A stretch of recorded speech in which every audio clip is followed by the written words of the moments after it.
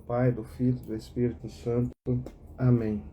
Vinde, Espírito Santo, vinde por meio da poderosa intercessão do Imaculado Coração de Maria, vossa amadíssima esposa. Vinde, Espírito Santo, vinde por meio da poderosa intercessão do Imaculado Coração de Maria, vossa amadíssima esposa. Vou adicionar o Lucas aqui.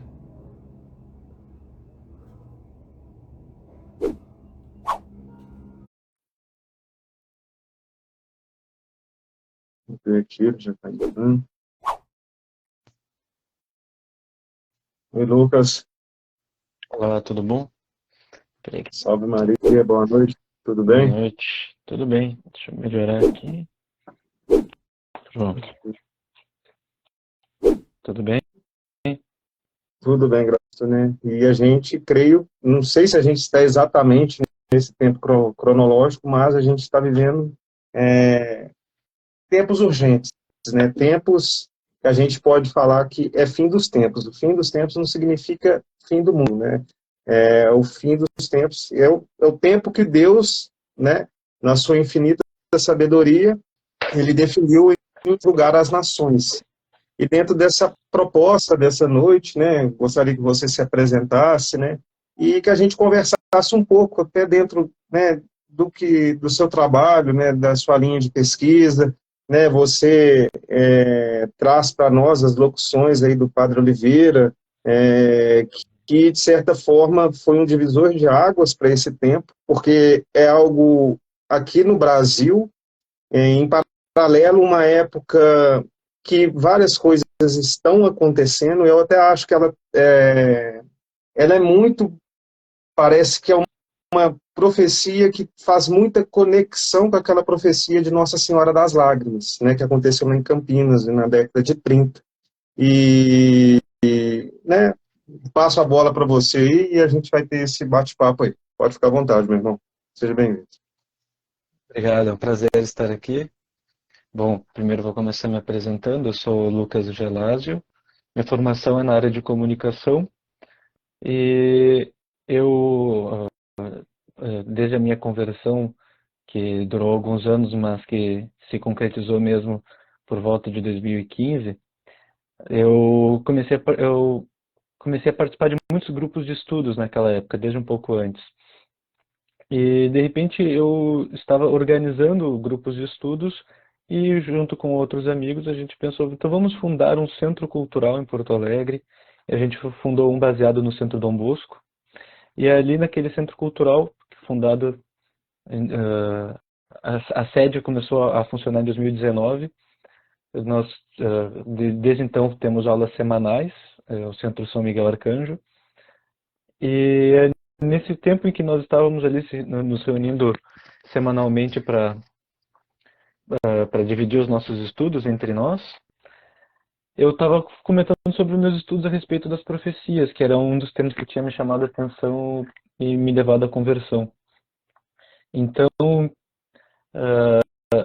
uma das pessoas que tinha ido no Centro São Miguel, durante a janta, eu estava mostrando os meus estudos, e ele falou, aqui no Rio Grande do Sul tem um sacerdote que também já teve algumas revelações semelhantes a essas que tu está comentando aí dos teus estudos. Mas ele não quer aparecer, então eu não posso falar o nome dele. E eu disse para ele, não, mas tudo bem, eu não preciso saber o nome dele, mas se puder, então, falar com ele, pedir para ele a permissão de me passar o conteúdo dessas revelações, não precisa me dizer o nome. E se eu tiver o conteúdo, isso pode me ajudar nos meus estudos. E daí ele falou com o padre, e o padre permitiu que me mandasse uma das revelações, que era um poema profético que ele recebeu, como uma locução de um anjo. Ele me passou só o conteúdo assim, por WhatsApp mesmo, ele passou para esse amigo me passou, eu li e comentei. Ele reencaminhou ali todos os comentários para o padre, e o padre gostou dos meus comentários, e falou, não, pode permitir que o Lucas venha aqui. E eu fui lá, apresentei para o padre os meus estudos, e depois que eu terminei de apresentar, o padre disse, eu realmente eu vi muitas dessas coisas aí, Eu tenho aqui um diário espiritual, onde eu anoto as revelações que eu recebo. Eu nunca mostrei o caderninho completo assim para ninguém, mas eu vou pegar aqui. Ele pegou o caderninho e começou a me mostrar. Lembra de tal coisa? Eu vi isso aqui também. Lembra de tal outra coisa que estava na tua apresentação? Eu vi isso com as mesmas palavras aqui. E eu fiquei olhando assim, puxa, realmente. Eu posso ter acesso a isso daí? Meu pai permitiu. Ele me fez uma cópia, ele mesmo digitou tudo no computador e me passou. E isso foi em 2020, lá por setembro de 2020, agosto, acho que agosto de 2020. E eu fiquei com aquele material lendo, assim, estudando por meses. E tinha um deles que tinha muitas revelações de coisas que iriam acontecer ano a ano, desde aquele ano, 2020, 21, 22, 23, 24. E daí tudo que estava por 2020 tinha acontecido. E daí 2020 eu estava observando, estava acontecendo tudo. Então eu pensei, puxa, eu preciso começar a divulgar isso, porque depois que tudo acontecer, ninguém vai acreditar. Então na época, um amigo meu estava com um projeto de um site, eu perguntei se ele podia botar no site dele. Primeiro colocamos lá, depois eu fiz uma apresentação no Centro São Miguel, em que eu li tudo, depois comecei a colocar no meu Instagram, né? Mas assim, começou a chamar a atenção no final do ano passado, quando mais coisas estavam acontecendo e cumprindo aquilo ali. Então, eu acabei ficando mais conhecido por conta disso, né? No final do ano passado. Uma coisa até que eu te disse, né, pessoalmente, eu acho que a sua humildade, né? Deus exalta os humildes, né? Eu pude sentir, assim, na conversa que eu tive com você, essa humildade. Porque, na verdade, nós somos instrumentos, né? E instrumentos inúteis, né? Se a gente for entender. Eu, por exemplo, também sou formado em comunicação. Eu tinha uma ideia totalmente diferente do que eu ia fazer com essa comunicação, mas quando a gente se coloca na mão de Deus, é Ele que guia, né? Queria, Lucas, porque às vezes o que eu penso, assim, eu vejo, na verdade, ainda as pessoas elas têm uma fé, eu posso dizer assim, um pouco devocional, e isso não é ruim, a gente tem que ter as nossas devoções. Mas aquilo que está lá na carta de São Paulo aos Efésios, que fala assim, desperta tu que dormes. E eu ainda vejo, apesar das pessoas saber parte de algumas coisas, aí vem uma profecia sua, aí tipo assim, é o que eu vejo que muita gente gosta de pegar uma profecia para associar um contexto político e busca uma salvação, às vezes até mesmo fora de Deus.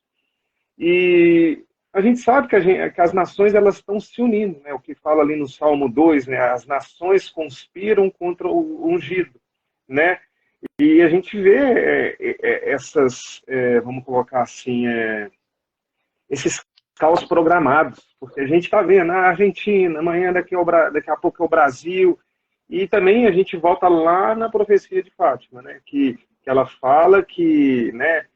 Aquela aquela ideologia política lá da Rússia, né, do país lá citado na Fátima, é comunismo, eu não vou ficar rodeando palavras, iria se espalhar, e a gente está no ápice, né, e não tem uma nação que isso não esteja acontecendo, e assim, eu vejo até nesse lado político também não tem um lado bonzinho, porque o demônio ele se traveste de anjo de luz, então aquela coisa da língua bifurcada da serpente, né? Que um lado às vezes parece bom, mas não é, mas ambos os lados vão avançando.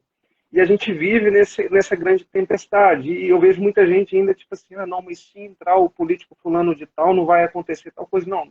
Eu pelo menos, eu não vejo isso. E eu quero que você traga, até mesmo dentro ali que eu também fiquei maravilhado com o que você trouxe, a questão lá do padre Cícero, né? Como, né, se você puder, vamos colocar, dar um banho de realidade, trazendo dentro desse contexto, dessas locuções do Padre Oliveira, porque a gente não pode deixar de insistir, de tentar acordar as pessoas, né? O que nos aguarda, porque existe uma cronologia de pior a partir de outubro. O que você pode dar de banho de realidade? A gente não sabe nem quando, nem como vai ser. Mas nunca se falou tanto de profecia, nunca se falou tanto de fim dos tempos, nunca se falou tanto de Nossa Senhora, de aparições de Nossa Senhora, né? Eu vi uma definição que um padre falou outro dia, por que está tendo tantas aparições de Nossa Senhora? E eu gostei muito dessa definição. Eu falei, aliás, né? Quem é vivo sempre aparece. E ela está viva, ela está no meio de nós, é o tempo dela, é o tempo de São Miguel, né? Passar a bola para você. Assim. Esse comentário é principalmente por conta do, do contexto em que as profecias do Padre Oliveira se espalharam, né?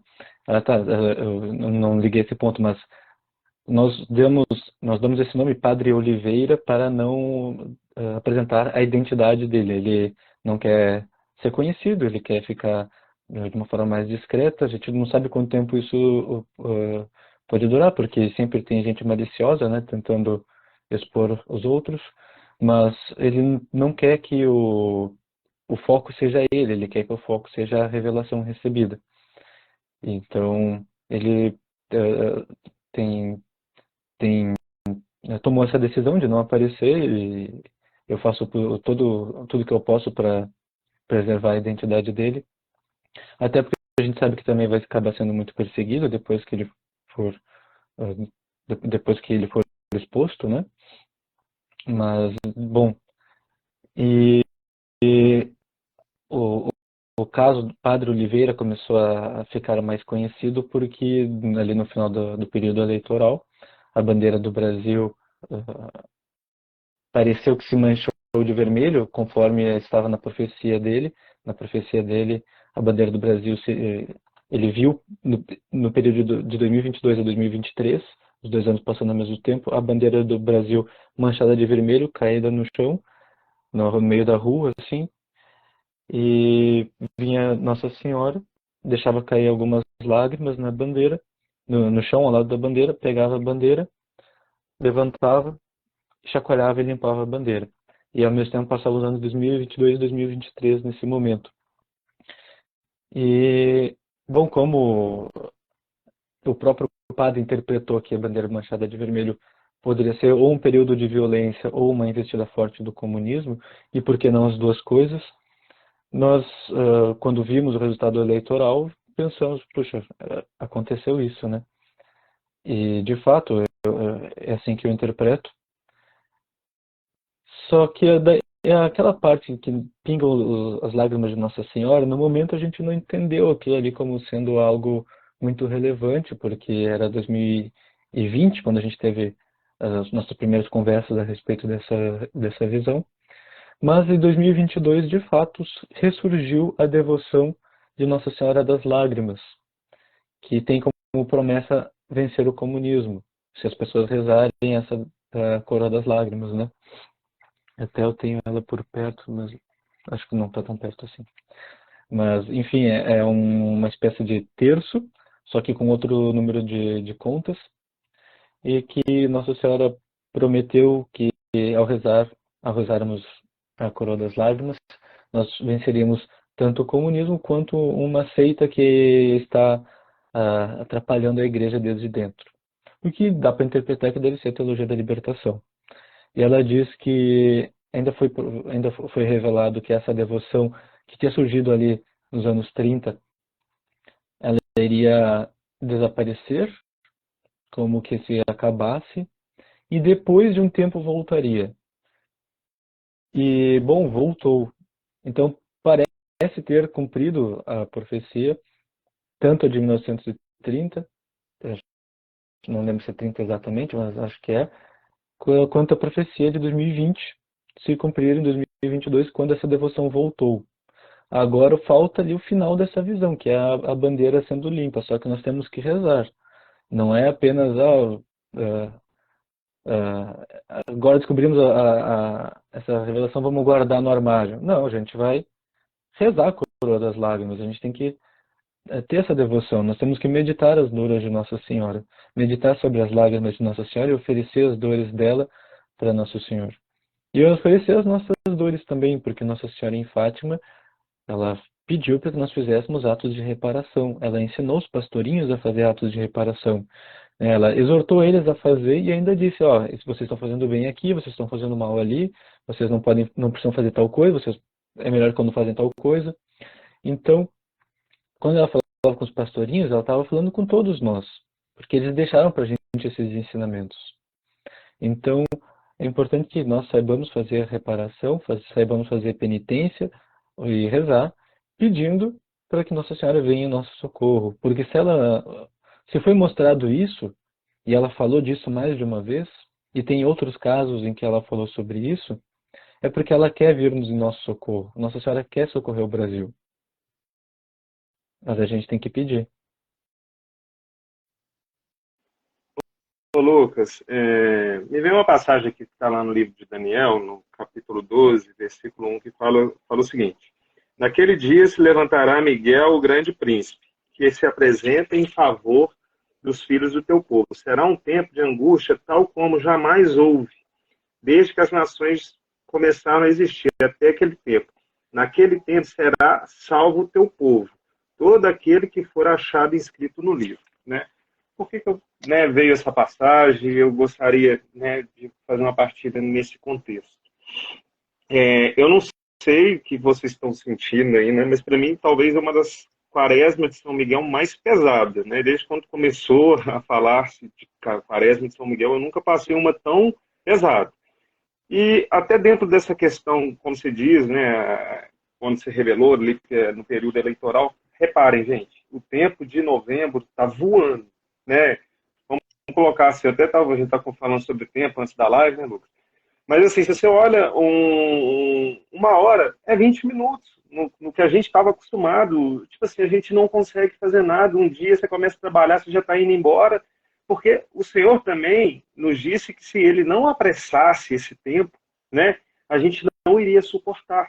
E por que São Miguel e até o Centro São Miguel, por que São Miguel está sendo tão falado nesse tempo? A gente está em quaresma de São Miguel desde que começou a pandemia, que foi ali um primeiro... Aí a gente entra também dentro desse contexto dessa falsa igreja, que muitos ainda estão embotados naquela... Porque, assim, falar da igreja é complicado, porque é a mesma coisa que você falar de um pai e de uma mãe, É complicado. Mas, de fato, a igreja ela foi infiltrada. E não é de agora, ela foi infiltrada de tempo. Só que Deus, na sua infinita bondade e misericórdia, ele permitiu que isso ficasse mais claro. Só que ainda tem pessoas que não querem enxergar ou, tipo, pensam, não, mas se eu falar isso, eu vou estar em pé. Não tem ninguém. Eu, pessoalmente, eu não tenho interesse de falar mal da igreja, eu não tenho interesse de falar mal do Papa, eu não tenho interesse de falar mal do sacerdote. Mas tem coisas que são óbvias. E a igreja, ela é maior que eu, a igreja ela é maior que o Lucas, a igreja é maior que o Papa Francisco, é maior que qualquer padre. Céus e terras passarão, mas a minha palavra não passará. Isso é muito claro, E dentro disso eu queria pegar um contexto lá do Padre Cícero, que aqui fala que a gente vai viver grandes apertos. Eu queria que você trazesse, para a gente, como o Padre Cícero, dentro dos seus estudos, o que ele dizia, como seriam esses tempos, Então as pessoas que estão pensando essa live vai ficar gravada, vai e também vai estar no nosso canal lá no YouTube. Sim. Bom, o Padre Cícero é mais um desses casos que estão voltando à tona nesse momento, porque ele estava numa situação irregular com a igreja. Quando ele morreu, ele estava suspenso de ordem. Ele chegou a ter sido excomungado durante a vida, só que ele não ficou sabendo, porque o decreto de excomunhão não chegou a ser aplicado. Voltaram atrás. Porque ele sofreu muitas acusações, falsas acusações, má interpretações, enfim, armaram muitas coisas contra ele. Porque ele era também um místico, ele era também um profeta. Ele falava coisas e as coisas aconteciam. E ele teve várias profecias sobre o que viria a acontecer no mundo e no Brasil.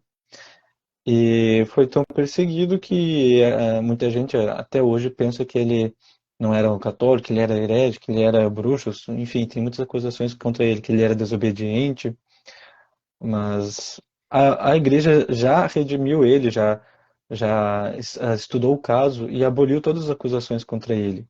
E agora ele está num processo de beatificação. É um servo de Deus, o Padre Cícero. Então, as acusações contra ele já não estão mais de pé. E elas deixaram de. Elas foram levantadas, deixa eu só ver aqui quando que eu tenho uma anotaçãozinha aqui. Em 2015 ele foi reconciliado. E em 2022, ano passado, foi autorizado o início do processo da beatificação dele. O processo de beatificação dele foi autorizado no ano passado. Então, ele é mais um desses casos que está voltando à tona nesse momento, assim como também voltou à tona o caso de Nossa Senhora das Lágrimas. E também tem outros que estão voltando à tona, porque eu estou estudando algumas coisas ainda nos bastidores, e daqui a pouco a gente vai saber de mais casos importantíssimos, que estavam meio que barrados assim, e agora vão andar. Então, parece que estavam todas essas devoções reservadas para os nossos tempos atuais, para que agora que começam a se cumprir as profecias, elas que estavam presas por amarras, talvez do demônio mesmo, que Deus permitiu, agora elas estão soltas e livres para que nós possamos é, aumentar a nossa devoção a partir das profecias, a partir das revelações e dos místicos que Deus fomenta entre seus filhos. E o padre Cícero dizia que o comunismo iria avançar sobre o mundo inteiro e também sobre o Brasil, e que até eu vou pegar aqui as profecias do padre Cícero para o Brasil, sobre o comunismo no Brasil, que são muito impressionantes porque parece que metade já se cumpriu, né? Ele dizia assim, ele dizia isso, a gente não tem a data, mas entre 1890 a 1930. Provavelmente entre 1922 e 1930, porque foi o período em que a autora desse livro conviveu com ele. Só que ela notou junto, de uma forma desorganizada, também aquilo que os romeiros diziam que ele tinha dito. Então a gente não sabe se ele já tinha dito isso antes ou se ele disse diante dela. Mas ela anotou o seguinte, que o padre Cícero falou que quando os comunistas chegarem no Brasil, a primeira coisa que farão será sair dando dinheiro ao povo pobre, mas só para fazer de conta que são bons e conseguir votos. Ninguém deve aceitar o dinheiro deles. Os comunistas prometerão aos pobres: se vocês nos ajudarem, nós tomaremos as terras dos ricos e as daremos a vocês, para trabalharem nelas sem pagar renda. Não aceitem. Isso é contra a lei de Deus. Os tempos de eleições serão perigosos, porque o povo não saberá quais são os candidatos católicos. Só se saberá quem é quem depois do resultado, pelo jeito de governar. Até os padres terão medo de descobrir quem é comunista, para não serem mortos. Os comunistas ganharão, porque o povo será enganado e votará neles. Darão empregos bons aos que já eram ricos e colocarão os pobres nos trabalhos pesados para sustentar os demais. Quando os comunistas vencerem, haverá no sertão peste e fome. Fora do sertão, peste e guerra. A guerra não chegará ao sertão do Ceará, porque a Mãe de Deus não consentirá. Agora, uma pausa. O padre Cícero não foi ouvido, e poucos anos depois, numa região muito próxima, teve a aparição de Nossa Senhora de Simbres, em que ela revelou também algo muito parecido, dizendo que o castigo havia um castigo sobre o Brasil, um deles era o comunismo, e o comunismo dominaria o país inteiro, mas causaria o maior estrago nas capitais, não chegaria no interior, esse estrago, esse derramamento de sangue. E, puxa, se não ouviram o Padre Cícero, veio Nossa Senhora para ser ouvida, e daí a gente ouviu. Claro, as conversões foram poucas. Agora a gente está dando mais atenção. Então, vamos rezar e aumentar mais essa devoção, porque ela é muito importante. A devoção à Nossa Senhora das Lágrimas, Nossa Senhora das Graças em Simbres, ao Padre Cícero também, profeta de Deus, né? E ele continuava dizendo o seguinte: a guerra que chegará no sertão é a dos mártires. Quando os comunistas forem a Juazeiro para quebrar a imagem de Nossa Senhora das Dores, morrerá muita gente. O sangue derramado será tanto que cobrirá o casco de um cavalo. Os comunistas, nesse tempo, já estarão em menor número. O povo vai brigar para defender sua pátria. Tendo muito cristão, o comunismo não vence. É o que ele dizia. Então tem essa condição, nós temos que nos converter, nós temos que ser cristãos, nós temos que agir como cristãos, nós temos que ter fé, porque assim os inimigos da igreja, inimigos da pátria, não vão vencer.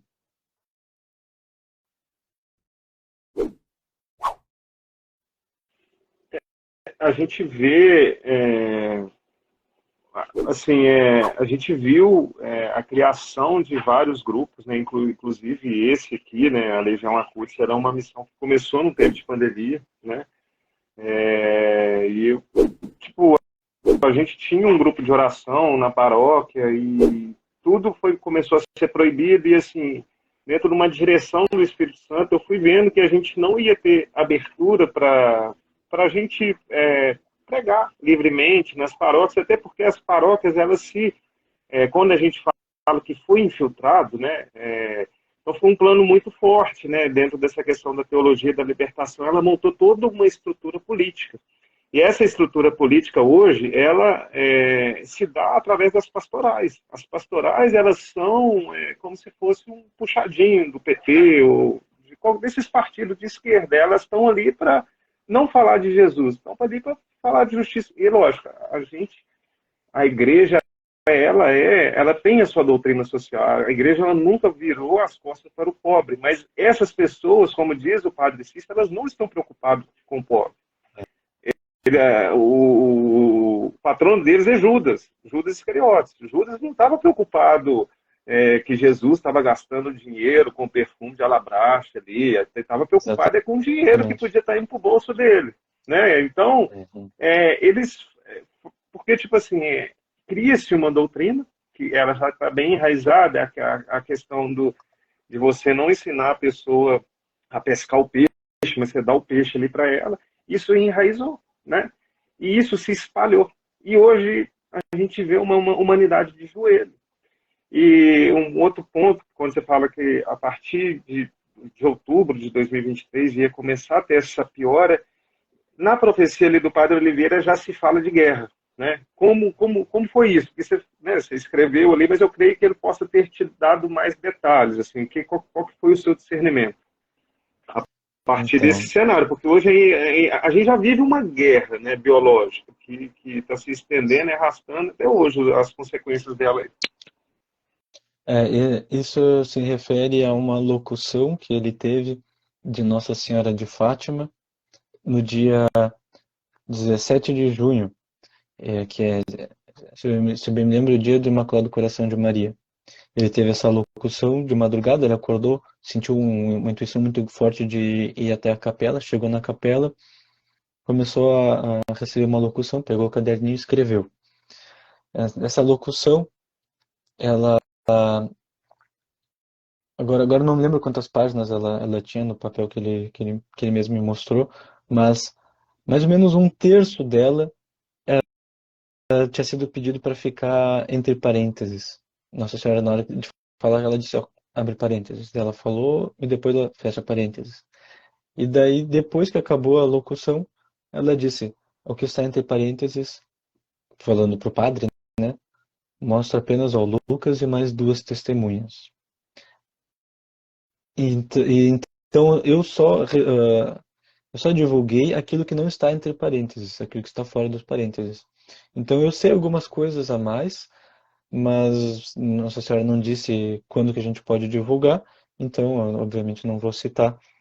Mas aquilo que está aberto, o que foi dito é o seguinte: em outubro deste ano, iniciará um período de grande tribulação, previsto por mim quando estive na França, em Portugal e na Espanha.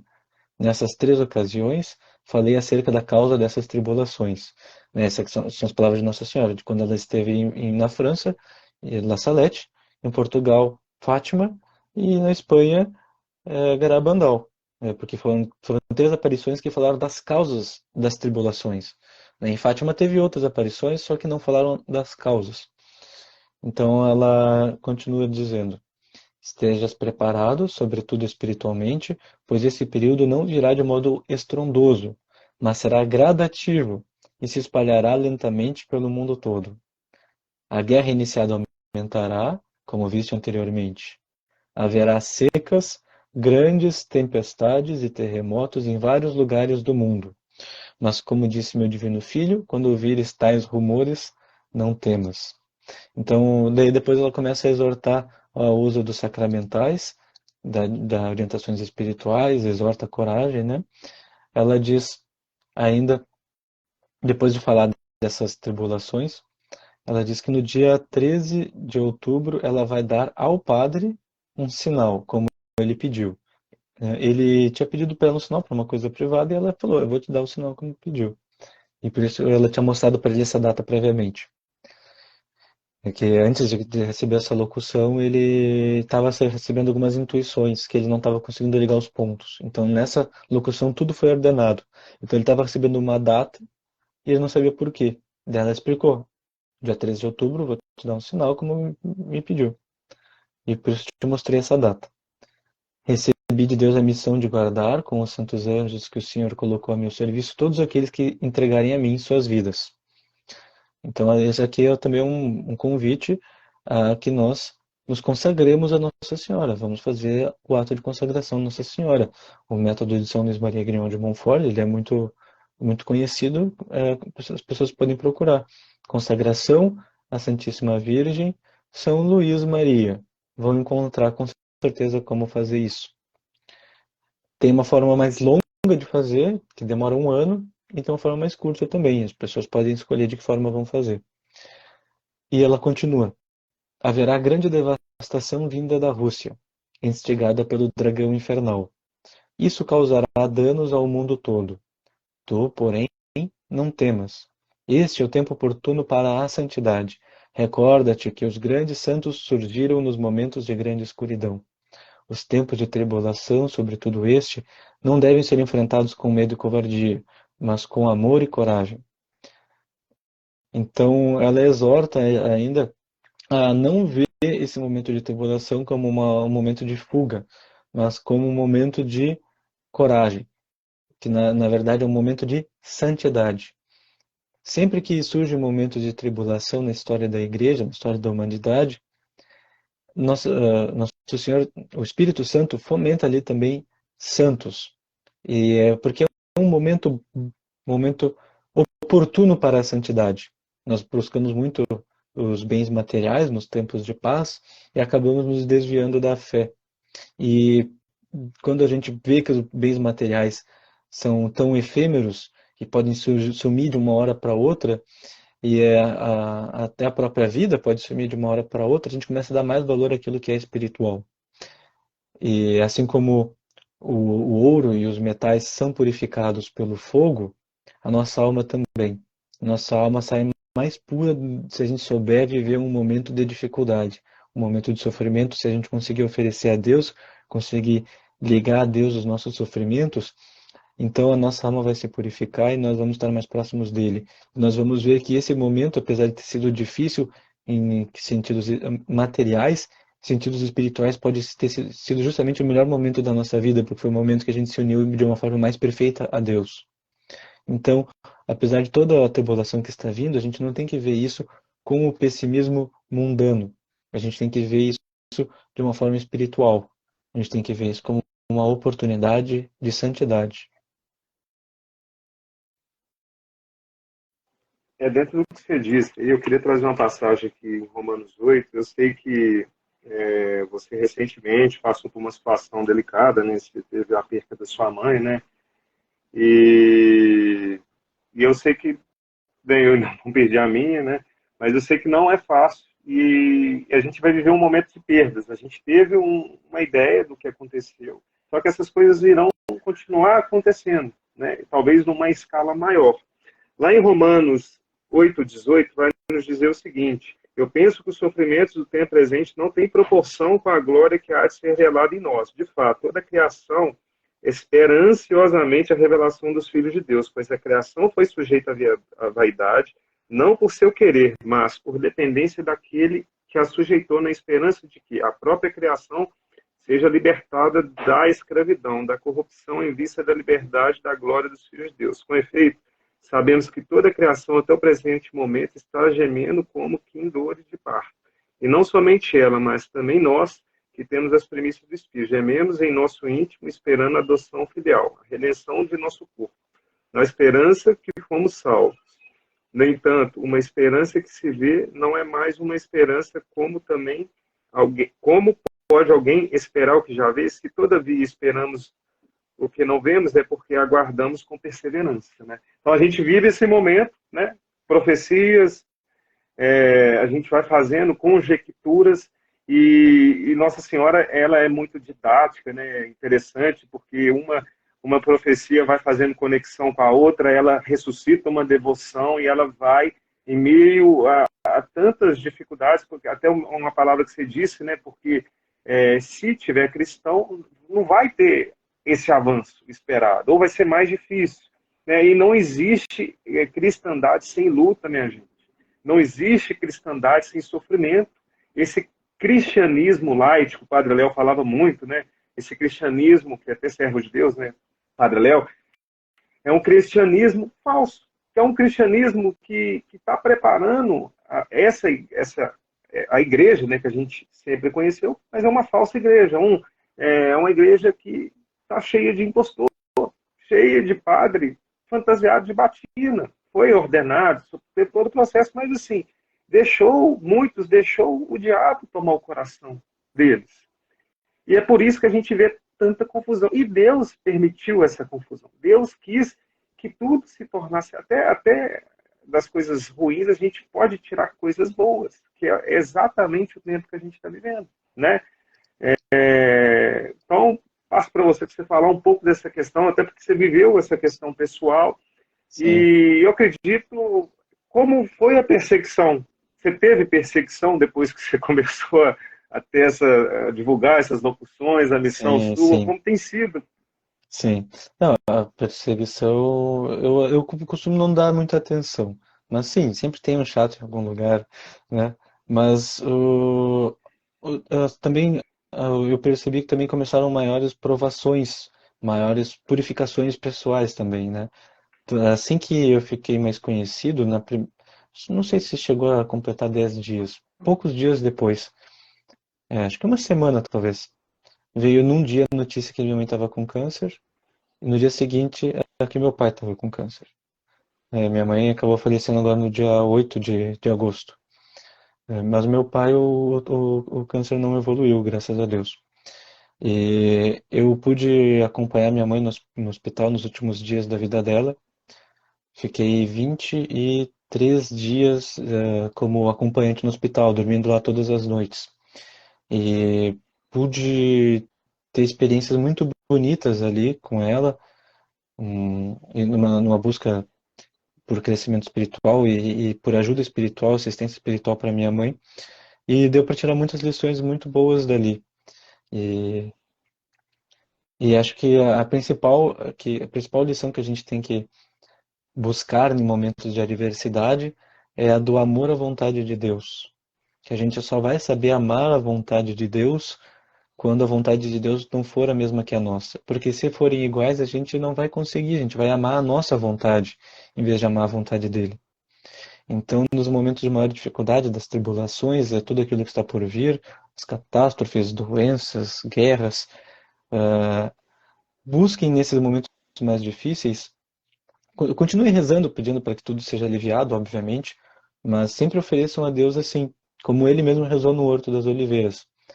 A minha vontade é que isso seja afastado, mas seja feita a vossa vontade e que eu saiba amá-la.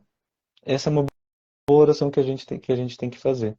A gente pode dizer para Deus, a minha vontade é essa, mas que seja feita a vossa e que eu saiba amá-la.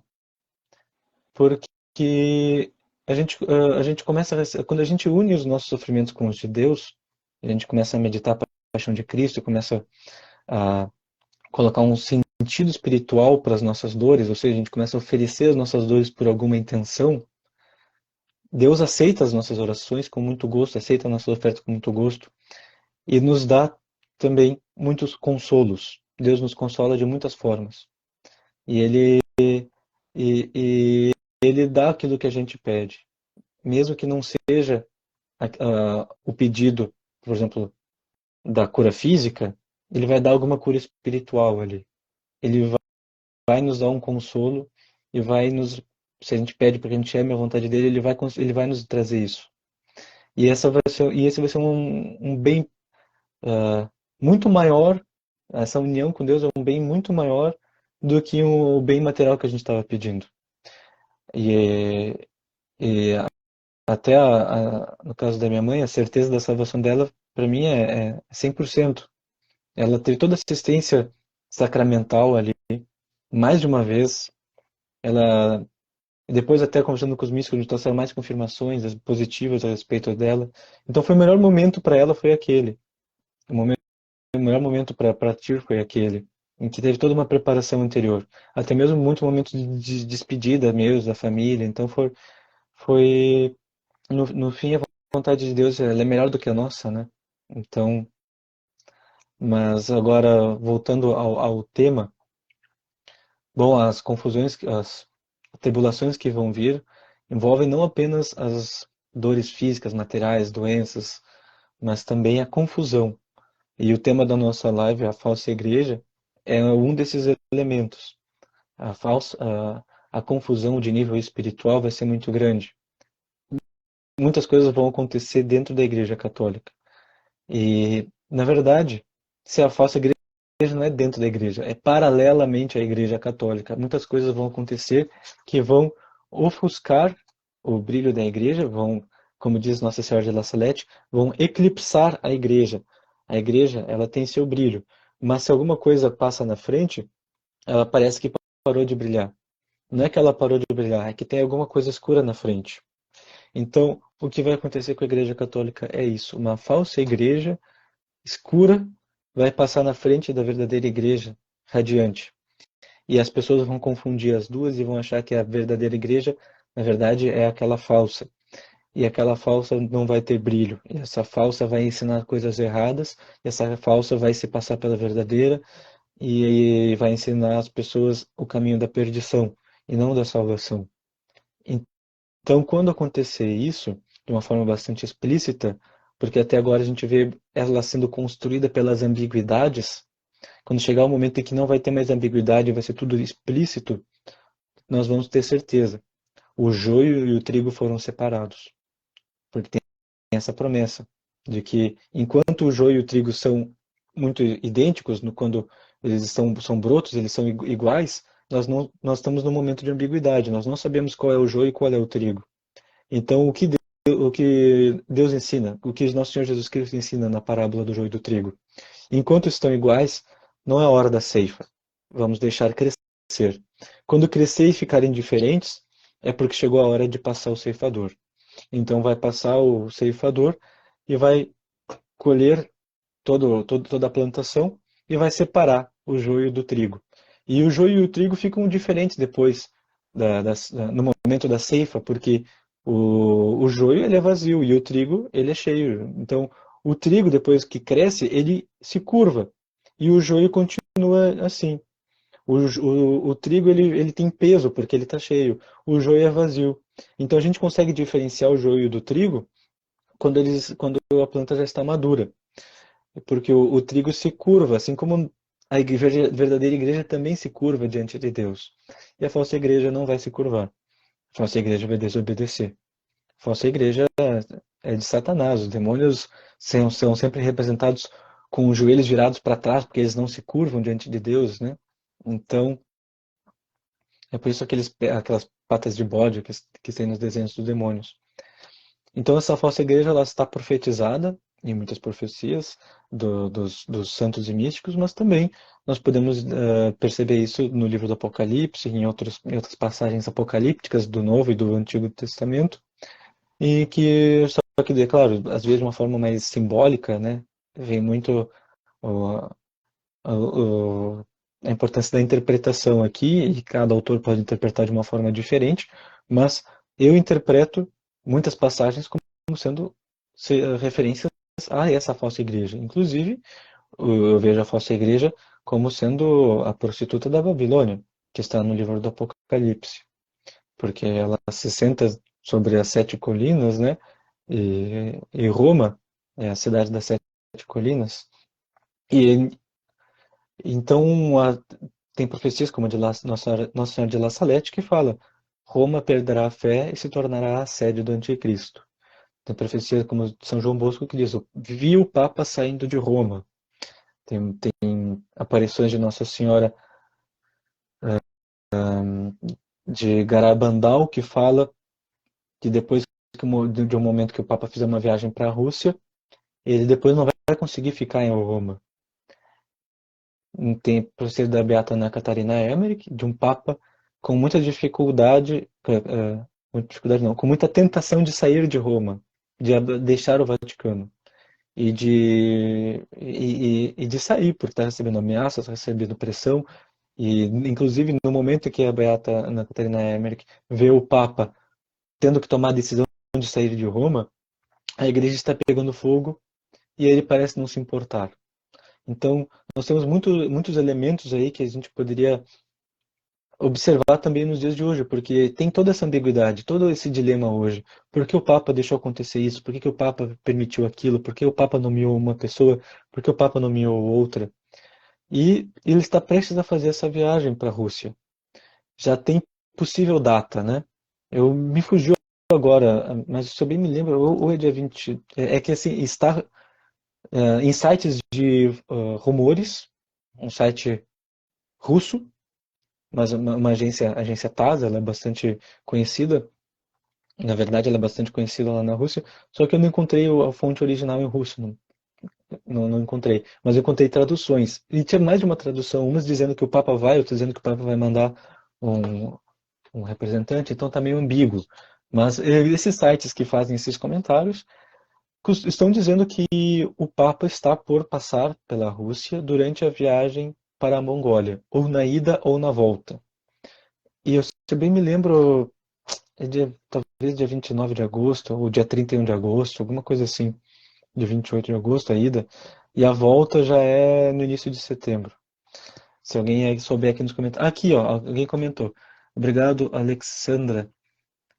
Dia 31 de agosto a 4 de setembro. É isso aí.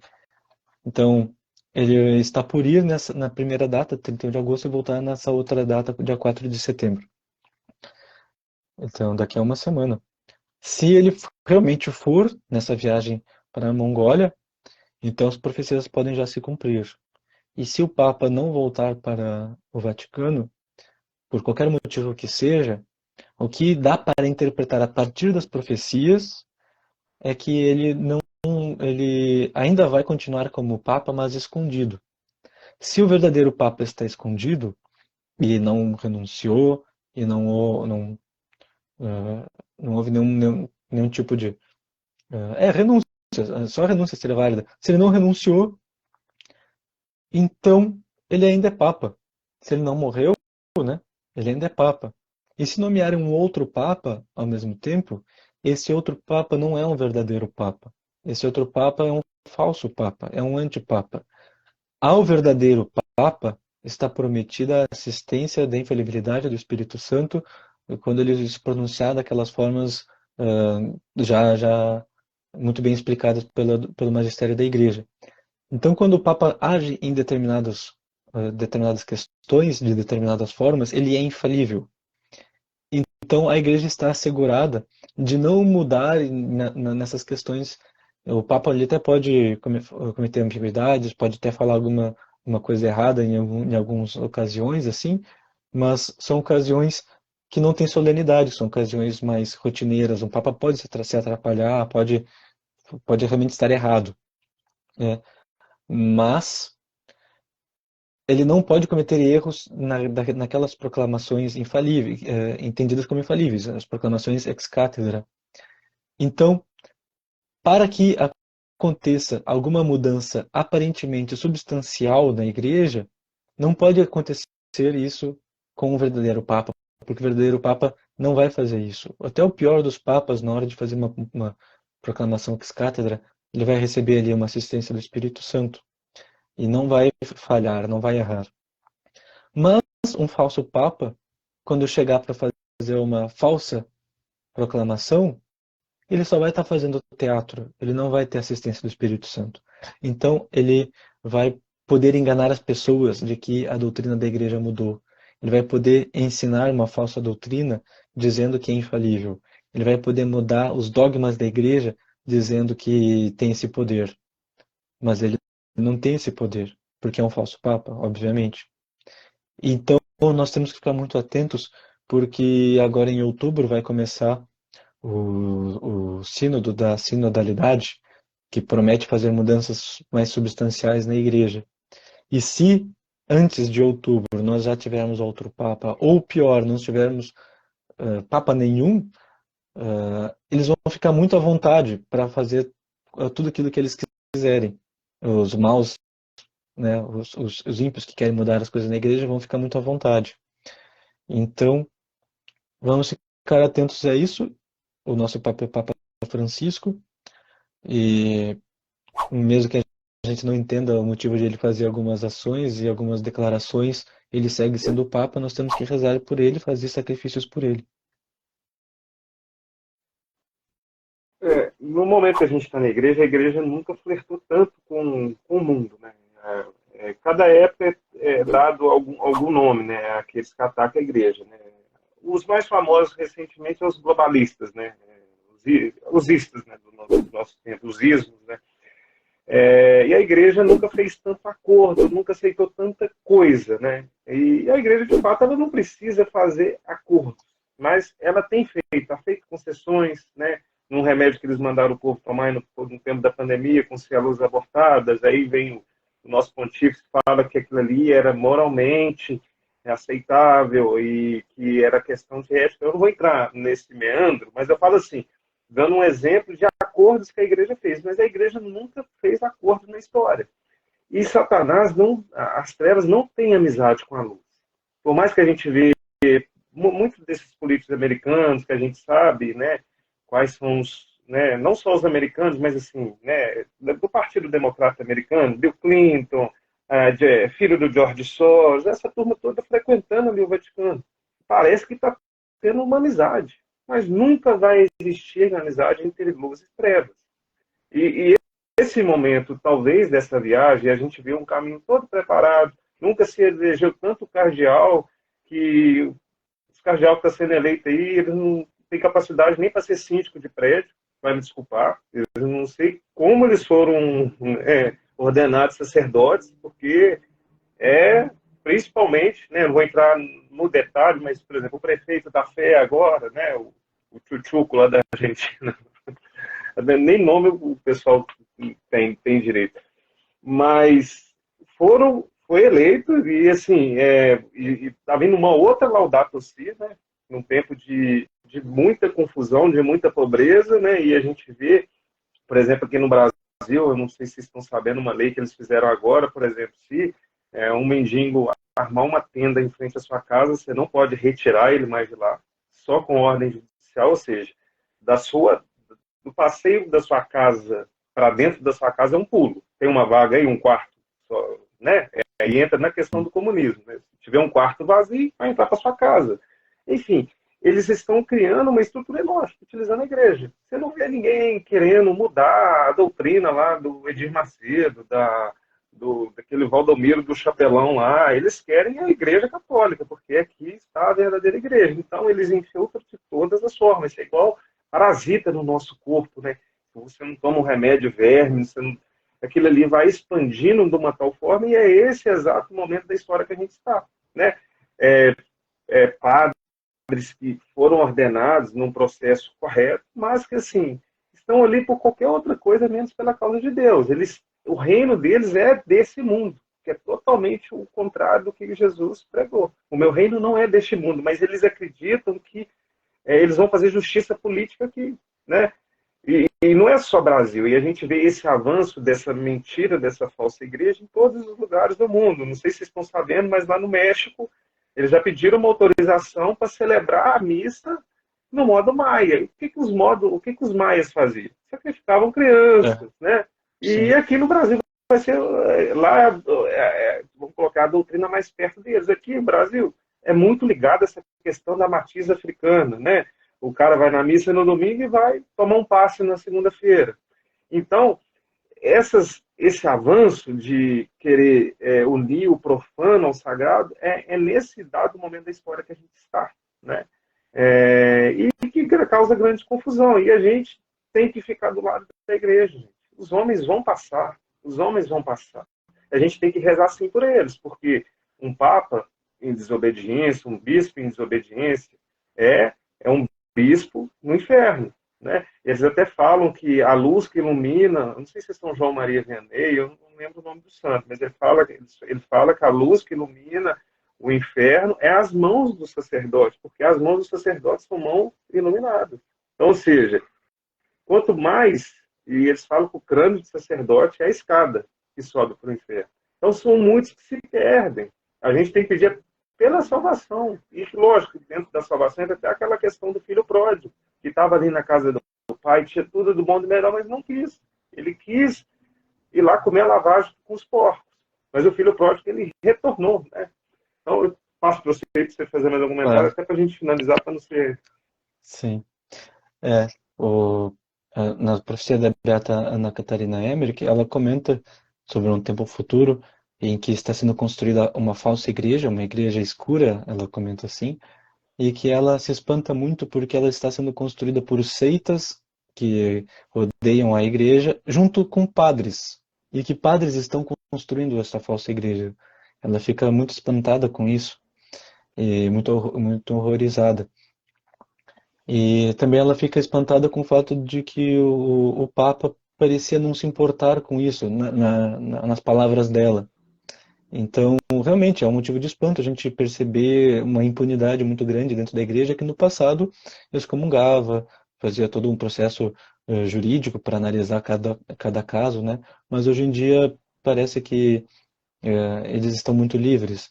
A gente não vê nenhuma, a gente não vê mais excomunhões assim, né? A gente pode até ver excomunhão de um padre que se meter num escândalo de corrupção sexual, sei lá, qualquer coisa assim, mas a gente não vê mais em questão de doutrina. É muito raro mesmo. E, e sobre os padres no inferno, tem muita gente que fala sobre o erro da ignorância, né? O erro da ignorância invencível, por exemplo, que desculpa as pessoas por não terem conhecimento da doutrina, da retidão doutrinal, e muitas vezes podem ser salvas por conta de sua ignorância.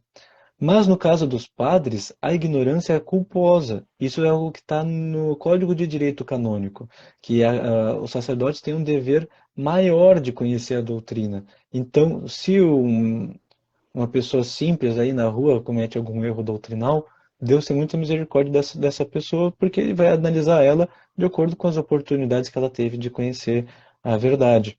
Mas um padre, ele passou pelo seminário, anos de estudo, ele tem acesso a livros, bibliotecas, pode pedir informação para o Papa, para o bispo, para o cardeal, pode procurar um livro antigo, ele tem toda a estrutura da igreja para ensinar ele. E se ele não tem o interesse de buscar a verdade, a ignorância do sacerdote, ela não é um atenuante, ela é um agravante. Então, os padres que caem em heresias, erros graves, erros de matéria de fé, de costumes, esses padres, eles estão numa situação muito, muito, muito, muito pior do que um leigo que faz isso. Ô, Lucas, eu queria comentar uma coisa com você. Participei de uma missa com um padre, ele repetiu a mesma homilia praticamente. Num domingo ele falou uma coisa e eu fui numa outra missa que ele estava presidindo, que estava preparando o pessoal do Crisma. Ele estava falando sobre a comunhão, e foi até muito bonita a homilia dele. Ele falava, não, porque Jesus está aqui, todo mundo pode se aproximar, pegando até uma fala, né, do Papa Francisco, aquelas catequeses de avião que ele faz, geralmente, e solta um tanto de coisa dúbia, né, fica dupla interpretação no ar. Aí ele falou, não, porque a Eucaristia está disponível para todos. Aí ele falou isso na mesa de domingo, eu tipo, sabe como quando você se contém, porque dá vontade de levantar a mão e pedir para falar, mas você não vai passar a mão por cima do sacerdote, né? Aí, nessa preparação para a Crisma, aí eu falei, meu Deus, ele está preparando o pessoal para a Crisma e ele está falando que a Eucaristia está disponível para todo mundo. Realmente, ela está disponível para todo mundo. É a mesma coisa que você chega na sua casa, sua mãe preparou a janta está disponível, mas se acabou, vamos supor que uma pessoa que trabalha numa oficina mecânica, ele chegou todo sujo. Ele vai se sentar na mesa e vai jantar, ou ele vai tomar um banho e vai se sentar? A Eucaristia está disponível para todo mundo, mas desde que eu esteja em estado de graça, desde que eu esteja confessado. Porque senão, né, trazendo até esse exemplo da pessoa que chega e come, ela pode ali estar comendo, estar com a mão suja, ingerir alguma bactéria, né? E a bactéria, trazendo para a questão da alma, você está comungando a sua própria condenação. Aí ele falou, eu tive a oportunidade de conversar com esse padre, aí depois, né, no final, eu pedi uma palavra para ele, olha, por que o senhor não falou da questão da confissão, já que você estava preparando, né? Aí eu falei assim, tá, eu vou anotar a sua pergunta, porque segundo ele iria viajar, que eu estava sendo de férias, e ia participar de uma audiência com o Papa. Mas como assim anotar uma pergunta? A Bíblia é muito clara quanto a isso. Ele ia anotar uma pergunta que ele ia ter uma audiência com o Papa para perguntar para ele.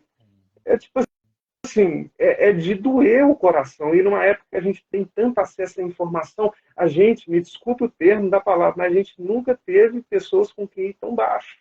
E eu não faço só questão de padre, as pessoas não estão entendendo, né, a gravidade do problema que a gente está. Eu tinha prometido para a gente terminar com uma hora, mas eu já queria emendar o que eu vou falar aqui com uma outra coisa para a gente finalizar, que está dentro da profecia do Padre Oliveira. Aí você pode arrematar os dois assuntos, que tem a ver, eu acho que a gente tem que preparar, né, não que a gente está querendo horrorizar o pessoal aqui, mas a gente tem que se preparar para o melhor, mas a gente tem que sempre estar esperando o pior. Não que a gente seja pessoas pessimistas, mas realistas, porque o que está vindo aí não é coisa boa, gente.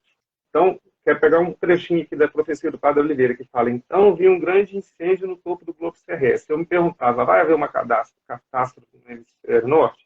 Então, vi o presidente da Rússia apontando para o globo e rindo. Eu interpretei, a Rússia mostrará sua malícia. Algo acontecerá que confirmará uma posição do presidente da Rússia. A expressão era quando você diz, eu avisei, eu te adverti, né? Faço um comentário breve. Quando falo de hemisfério norte, hoje eu vi uma notícia que perto do Alasca ali tem navios russos e chineses que os próprios caças americanos não conseguem interceptar devido a tanta eficiência e tanto o corpo militar presente ali. E fogo a gente está vendo, né? Os fogos, né? Não é fogo do jeito que a televisão mostra para vocês, tá, gente? Tem coisa muito pior, né? Busca um tema depois, a arma de direção a laser, né? Porque aquilo que aconteceu, por exemplo, lá no Havaí, você vê que determinadas casas não pegaram fogo. E eram casas de pessoas famosas, né? Jeff Bezos, né? Então, gente, esse pessoal não está para brincadeira. E como a gente vai vencer esse povo? Nós, né? A gente já deu alguns elementos aí, coroas das lágrimas. Aí eu passo para você finalizar. A live está muito boa, o pessoal já está perguntando que dia que vai estar a próxima. Aí. Bateu recorde aqui, nunca teve tanta gente. A gente só tem passado quase umas 1.000 pessoas e presente, no arredo, o número ali tem mais de 250. Sim. Nossa Senhora sempre nos aponta os males que estão vindo e aponta também as soluções, né? A solução é rezar, fazer penitência. E os castigos todos que foram profetizados podem ser amenizados, podem ser aliviados, aquilo que foi dito como literal pode tornar-se simbólico, e também aquilo que poderia ser simbólico pode se tornar literal se a gente não rezar, se os pecados aumentarem, né? A gente vê que está havendo muita conversão no Brasil, principalmente. Então, está começando a ter uma reação muito boa. Mas, ao mesmo tempo, o outro lado está cometendo pecados cada vez mais graves. Está chegando a níveis cada vez mais baixos. Então, está ofendendo a Deus de uma forma cada vez mais grave. Será que a gente está conseguindo, em sentido espiritual, compensar com os nossos sacrifícios? Talvez a gente tenha que fazer mais sacrifícios ainda. Eu entendo que Deus, obviamente, vai atender vai ter misericórdia de nós e vai atender as nossas orações no nível que a gente está colocando, né? Então alguma graça vai vir, porque está realmente acontecendo muita conversão no Brasil. Mas a gente tem que fazer mais, a gente tem que buscar mais, a gente tem que converter mais pessoas. Então o que eu convido as pessoas que estão assistindo a live. Organizem terços em grupo, em família, em grupos de amigos, marquem, se preparem para o primeiro sábado, agora estamos no dia 24 de agosto, preparem-se para o primeiro sábado de setembro, para o dia 2. Vejam como é que funciona a devoção dos primeiros sábados. Procurem devoção do primeiro sábado. Nossa Senhora em Fátima ensinou a devoção do primeiro sábado como uma forma de também impedir o castigo da Rússia no mundo. Quando foi dito, quero que seja consagrada a Rússia, não foi dito apenas isso. Isso era uma das coisas. A outra coisa era que também que seja espalhada a devoção do primeiro sábado. A Nossa Senhora de Fátima, ela disse as duas coisas juntas. E nós ficamos muito preocupados com a consagração que não tinha sido feita da forma correta nos últimos anos, nas últimas décadas, e nós esquecemos da devoção dos primeiros sábados. E quando Nossa Senhora falou que a Rússia se converterá, ela falou, se converterá se atenderem aos meus pedidos. Ela falou no plural. Ela não falou se atender aquele meu pedido ali da consagração da Rússia. Ela falou se atender aos meus pedidos, a Rússia se converterá e virá a paz. Então, ela não falou só para o Papa fazer aquilo da consagração da Rússia, mas ela falou também para nós atendermos a devoção dos primeiros sábados. Então, eu convido vocês que estão assistindo a se prepararem para o primeiro sábado agora. Vejam o que tem que fazer, tem que meditar as dores da paixão. Então, façam isso em grupo. Juntem as pessoas, peçam um padre para fazer uma meditação ali, a devoção da comunhão reparadora dos primeiros sábados. Façam a comunhão, tem que se confessar, se confessem, né? E são 5 primeiros sábados seguidos, esse é o primeiro mês de agosto. Depois ainda tem agosto, setembro, outubro, novembro, dezembro. Ó, se fizermos direitinho, a gente completa o ano com essa devoção. Então é o meu convite. Organizem esses grupos e se preparem. Eu só queria te fazer só mais uma pergunta, Lucas. Quando você fala de profecias, as profecias do Padre Oliveira, elas são condicionais ou todas vão acontecer? Tem esse detalhe ou não? Sim. Então, as deles, eu acredito, são como as dos outros profetas, entre as revelações consideradas privadas. Elas não são privadas no sentido de serem secretas, elas são privadas no sentido de não serem as que a igreja divulga publicamente, através da liturgia, enfim, dos elementos litúrgicos, né, das orações públicas da igreja, feitas em nome do Papa, em nome dos padres, em nome dos bispos. Então, aquilo que é público é apenas a revelação das Sagradas Escrituras. Aquilo que veio depois é chamado de revelação privada. A revelação privada pode ser publicada, nós podemos publicar. Tem uma ambiguidade aí, mas são duas coisas diferentes. Nós podemos acreditar nas revelações privadas, nós podemos ter fé nelas, mesmo que ainda não tenham sido aprovadas. A aprovação não torna elas públicas, ela só vai ser aprovada se já tiver devoção antes. Então não tem problema de as pessoas acreditarem em profecias privadas antes da aprovação. Agora, se ela também pode ser mitigada ou cancelada, alguma coisa assim, eu acredito que sim, porque se nas públicas nós temos o caso da profecia que foi dada a Jonas, do caso de Nínive, um castigo que foi anunciado contra Nínive. Jonas pediu para as pessoas, avisou as pessoas que Nínive seria castigada, as pessoas rezaram, se converteram e Nínive não foi castigada, e esse é um caso que está nas revelações públicas, então isso também pode acontecer na revelação privada. Mas agora, assim, eu acho que tudo isso aí tem um certo limite, como por exemplo, aquela profecia que foi apresentada nas Sagradas Escrituras como o anticristo, vai ter que acontecer em algum momento. Então, mas quando vai acontecer, isso pode mudar conforme as nossas orações. E se agora está surgindo um anticristo, e a gente rezar muito para que ele se converta e ele se converter, o anticristo vai acabar sendo outro no futuro, mas não vai ser mais esse. Então eu entendo que sim, que aquilo que foi apresentado como um decreto divino, algum momento vai acontecer. Mas aquilo que foi apresentado como uma forma condicional pode não acontecer agora e pode acontecer em outra ocasião. Como, por exemplo, o caso Perfeito, de Lucas. Nínive. Nínive, como existia, não existe mais. Nínive mudou. A antiga Nínive morreu no momento que todos se converteram. Então, em algum sentido, aquela profecia também se realizou. Só que não no sentido que se imaginava, como uma catástrofe, fogo, destruição, terremoto, mas simplesmente como aquela antiga Nínive morreu. Então, nós podemos mudar o sentido das profecias com as nossas orações, e aquilo que poderia ser mal pode se tornar bom. É, acho que é Santa Mônica que fala, né, que com Jesus tudo pode ser mudado pela força da oração, né? Então, tudo pode ser mudado.